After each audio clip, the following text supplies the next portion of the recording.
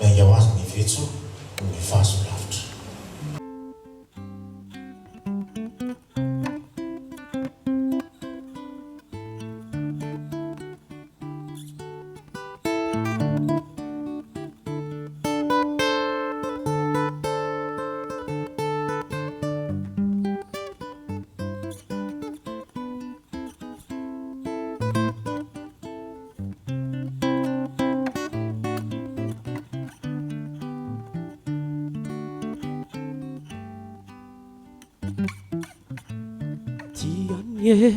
Tiako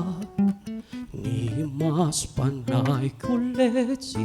mahatsiaro reo andro taloha zay nifimbona le fo marany tranatroba ka fo manirereo manjiny ny mory izy reny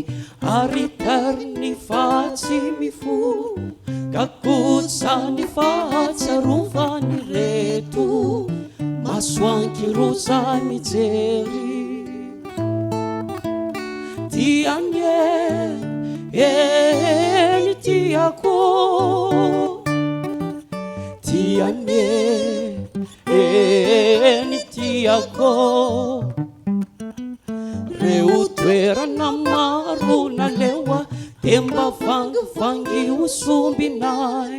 fa lavitry lay elanela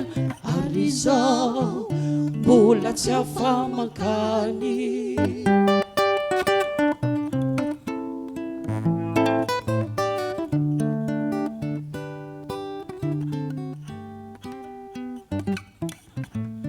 tianye tikoa tena vaso ny lavitry zany kalokalo ny maninteody hirahira ny tofoka koa ka manisa reo andro tavelo nisiko mitopaka vieny no tiko ameno ny say ny fanadinona tsy misy rambola tany koany tany tianye eny tiako tianye eny tiako kanavaony zao natangena fitsapana ka misy saina anaty adina ny lasa anembonako ny eny an-tanàna tianye